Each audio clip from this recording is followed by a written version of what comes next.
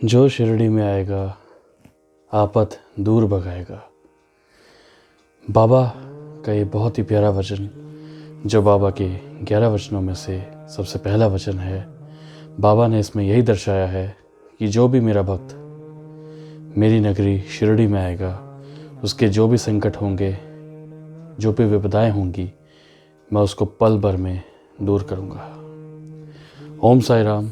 मैं कनव साईं आप सभी साईं भक्तों का एहसास साईं के यूट्यूब चैनल पर स्वागत करता हूं और मैं आशा करता हूं आप सभी साईं भक्तों को जो हम बाबा की ही कृपा से व्लॉग्स बना रहे हैं वो आप सभी को पसंद आ रहे होंगे। आज का व्लॉग तीसरा है। जी हाँ, आप सभी जानते हैं और आप सभी को बताया गया है कि आज का जो व्लॉग है वो है कि बाबा कौन थे और शिरडी की क्या महत्वता है। लेकिन अगर आपने अभी तक एहसास साईं के यूट्यूब चैनल को सब्सक्राइब नहीं किया है तो मैं आपसे निवेदन करता हूं कि आप सभी साईं डिवोटीज एहसास साईं के यूट्यूब चैनल को सब्सक्राइब करें और बेल आइकन को प्रेस करें ताकि आप सभी साईं भक्तों को जो भी हम व्लॉग्स अपलोड करेंगे एहसास साईं के यूट्यूब चैनल पर, उसकी आपको जो वीडियो है उसकी नोटिफिकेशन आपको मिलती रहे। तो चलिए शुरू करते हैं आज का व्लॉग, जो कि आज मैं आपको बताऊंगा बाबा कौन थे और शिरडी की क्या महत्वता है। देखिए, वैसे तो मैं आपको बताना चाहता हूँ कि हम ये चीज़ें बताने के योग्य नहीं है कि हम बाबा के बारे में बताएं, क्योंकि बाबा के बारे में तो जितना हम बताएं उतना कम है। क्योंकि बाबा साक्षात, जब बाबा का जयकारा लगता है, बाबा अवतार हैं, बाबा बाल योगी हैं, बाबा योगी राज हैं। क्योंकि जब हम शिरडी में बाबा की आरतियों में जयकारा लगाते हैं, आइए मेरे साथ जयकारा लगाइए। अनंत कोटि ब्रह्मांड नायक राजाधिराज योगी राज पर ब्रह्म श्री सच्चिदानंद समर्थ सद्गुरु साईनाथ महाराज की जय। तो ये जब हम जयकारा लगाते हैं तो बाबा का तो इसी में ही हमें पता चल जाता है कि बाबा कौन है। अनंत कोटि है, ब्रह्मांड के नायक है, राजाधिराज हैं, योगी राज हैं, पर ब्रह्म है, सच्चिदानंद भगवान है। तो हमें इसी से ही हर एक चीज़ पता चल जाती है कि बाबा कौन है। तो आज मैं आपको कुछ ऐसी चीज़ें बताने वाला हूँ इस व्लॉग 3 के माध्यम से कि जो शायद ही आपको पता हो। आप सभी को मैं ये बताना चाहता हूँ कि एक बहुत ही प्यारा सा गांव जिससे आप सभी साईं भक्त रूबरू हैं। जी हाँ, उस बहुत ही प्यारे से गांव में एक बाल योगी, जी हाँ, एक बाल योगी आकर वहाँ पे रुका और उस गांव से आप परिचित हैं क्योंकि वो गांव का नाम है शिलधी। जी हाँ, सही सुना आपने, उस गांव का नाम है शिलधी। अब आप कहेंगे जिस बाल योगी की मैं बात कर रहा हूँ वो तो ऑब्वियस है, वो तो बाबा ही हैं, लेकिन बाबा तो शिरडी में आए थे, ये शिलधी क्या है? कंफ्यूज मत होइए, मैं आपको बताता हूँ।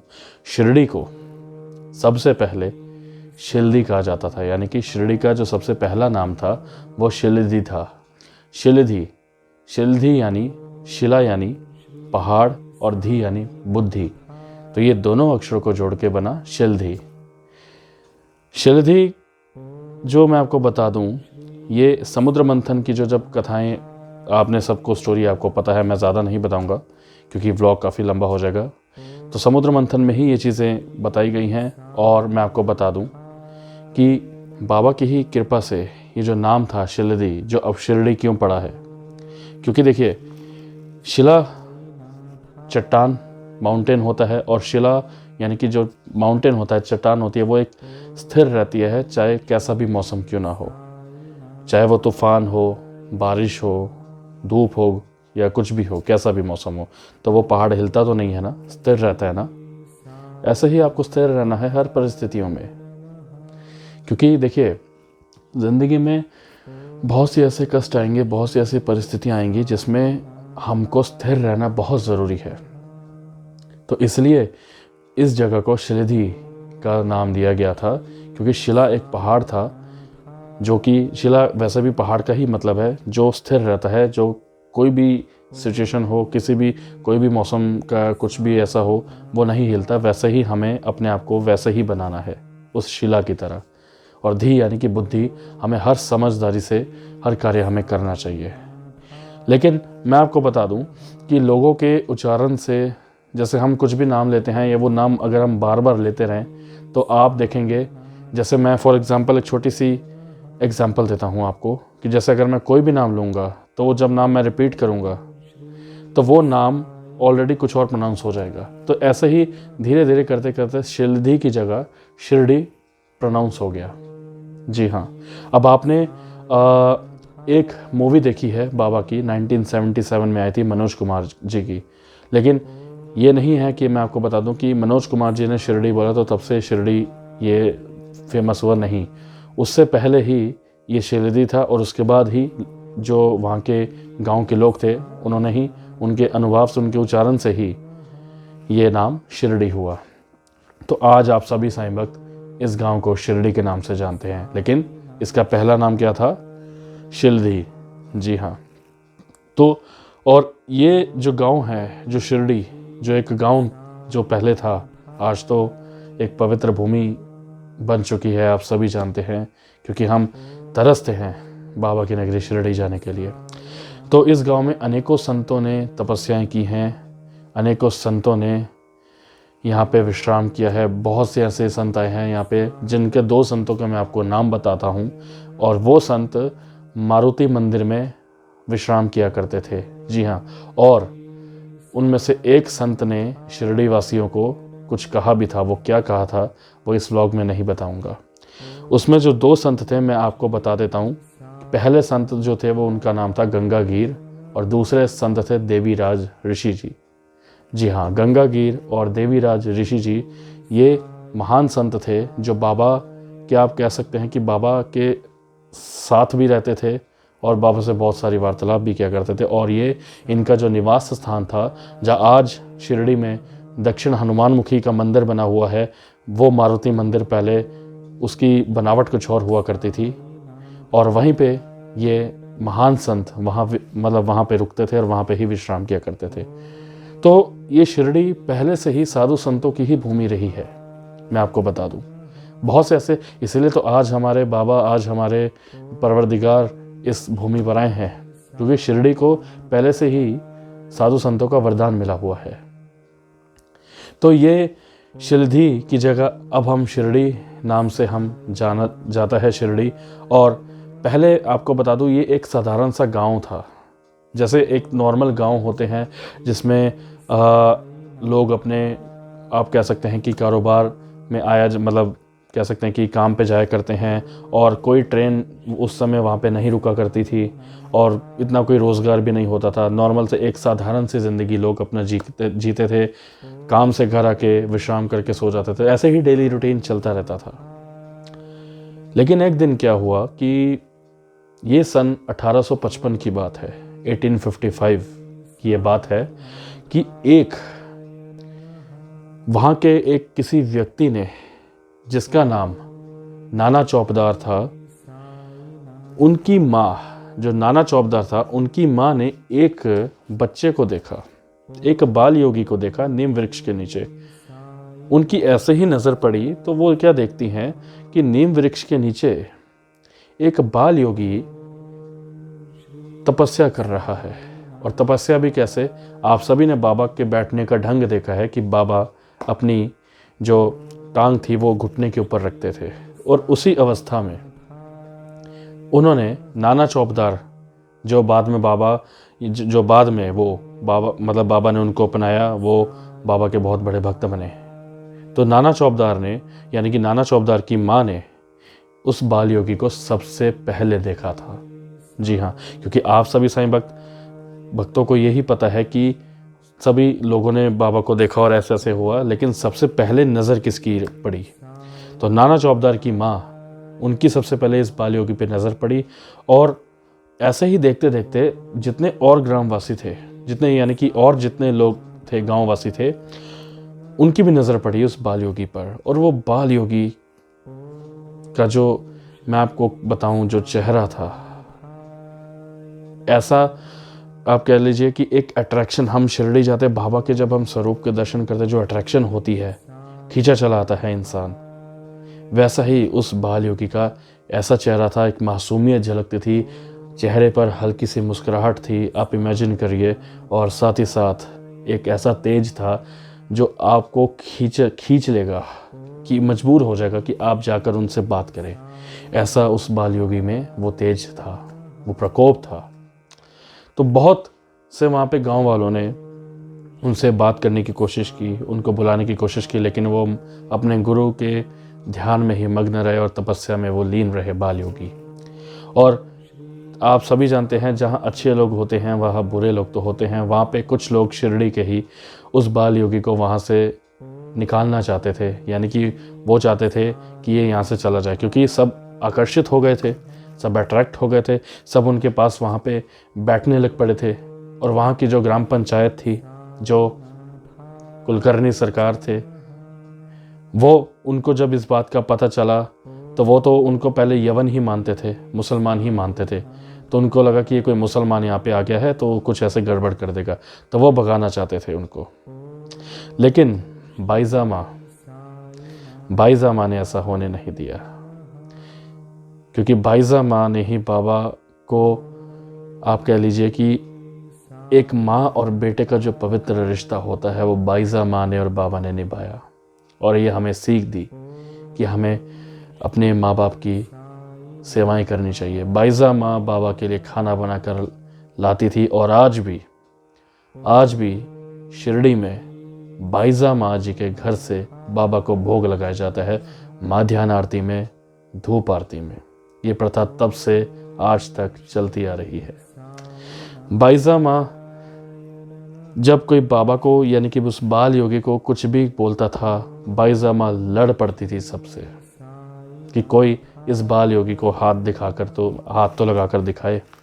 क्योंकि आप सभी जानते हैं, बाईजा माँ, एक माँ के अंदर, अगर एक माँ अपने बच्चे को कभी भी कष्टों में नहीं देख सकती, और अगर कोई उसके बच्चे को कष्ट पहुंचाए तो माँ उस बच्चे की रक्षा करेगी, अपने बच्चे की रक्षा करेगी। वैसे ही बाईजा माँ ने अपना बेटा समझकर उस बाल योगी को रक्षा करी। और बाईजा माँ उस समय, आप कह लीजिए कि पूरे गांव में उनकी बहुत मान्यता थी और उनसे हर कोई सलाह लेने के लिए आता था।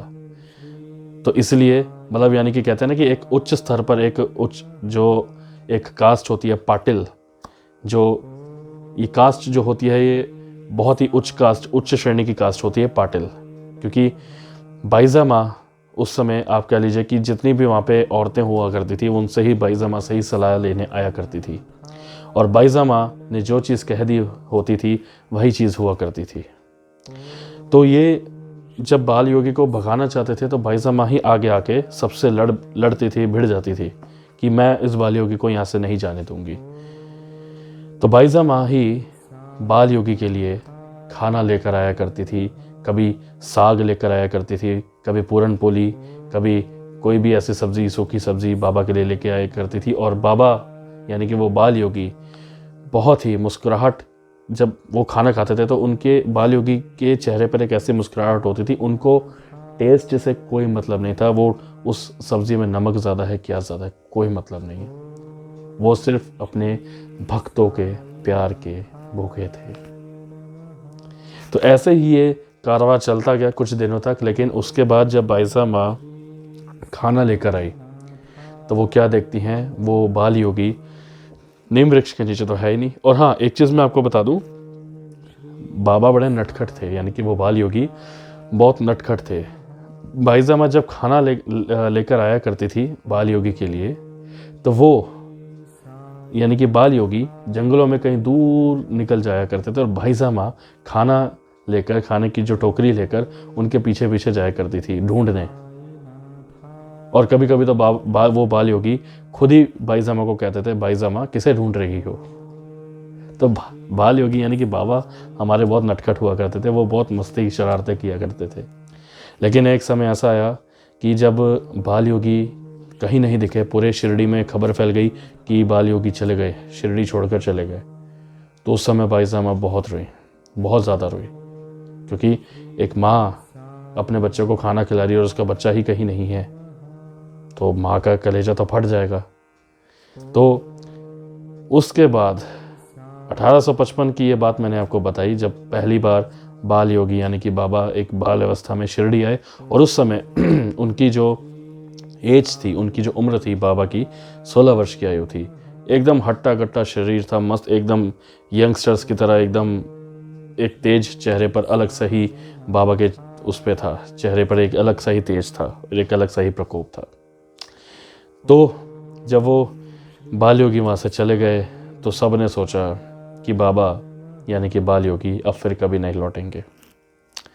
लेकिन बाल योगी लौटे, लेकिन तब वो बाल योगी नहीं रहे, तब वो बाबा बनकर आए। और वो बाबा बनकर कैसे आए ये आपको मैं व्लॉग 4 में बताऊंगा। जी हाँ, क्योंकि ये मैंने आपको आज बताया इस व्लॉग में कि शिरडी का सबसे पहला नाम क्या था, शिलधी, और उसका मतलब मैंने आपको बताया। और उसके बाद मैंने आपको बताया कि सबसे पहले बाल योगी को किसने देखा और बाल योगी कौन से सन में शिरडी पधारे थे, और उसके बाद वो यानी कि कौन सी आयु में वो शिरडी आए थे, और कौन उनको खाना खिलाता था, बाईजामा का क्या बाबा से लगाव था। और ये चीज़ें आगे आगे आपको धीरे धीरे हर व्लॉग में आपको पता चलती रहेंगी। तो मैं आशा करता हूँ कि बाबा की ही कृपा से आप सभी साईं भक्तों को ये व्लॉग पसंद आया होगा। अगर आपको वाकई में अच्छा लगा है, अगर आपको बिल्कुल भी इस बारे में नहीं पता था कि शिरडी को पहले क्या कहा जाता था और बाल योगी यानी कि बाबा कौन थे और किसने सबसे पहले देखा, तो प्लीज़ आप ये सब अपना एक्सपीरियंस, आप अपने आपकी जो फीलिंग्स हैं, जो आपके डिवोशंस हैं, वो कमेंट में बताइए। आपके कमेंट से ही, आपके कमेंट करने से ही हमें मोटिवेशन मिलेगी और कि हम और व्लॉग्स आप सभी साईं डिवोटीज़ के लिए हम लेकर आएँ। तो मैं आशा करता हूँ कि आप सभी साईं भक्तों को ये व्लॉग अच्छा लगा होगा, और एहसास साईं की यूट्यूब चैनल को आप सब्सक्राइब ज़रूर करें, क्योंकि देखिए ये बाबा का चैनल है और आप सब्सक्राइब करेंगे तो ये एक सब्सक्राइब बाबा के श्री चरणों में ही जाएगा, यानी कि हाज़िरी आपकी लगेगी। तो चलिए आपसे इजाज़त लेता हूँ। अगला व्लॉग जो व्लॉग 4 आएगा उसमें बताया जाएगा कब बाबा का शिरडी में आगमन कब हुआ और कैसे हुआ, किस तरीके से हुआ, और भी ऐसे आगे बहुत सी स्टोरीज़ विस्तार से बताई जाएंगी आपको एहसास साईं यूट्यूब चैनल के माध्यम से। तो चलिए आप सभी साईं भक्तों से मैं इजाज़त लेता हूँ। मैं कनव साईं आप सभी साईं भक्तों का शुक्रिया करता हूँ कि आप सभी साईं भक्त एहसास साईं की यूट्यूब चैनल पर आप आए और आप सभी ने इस चैनल को प्यार दिया और सब्सक्राइब किया। और कमेंट सेक्शन में ज़रूर बताइएगा आपको ये व्लॉग कैसा लगा। ओम साई राम।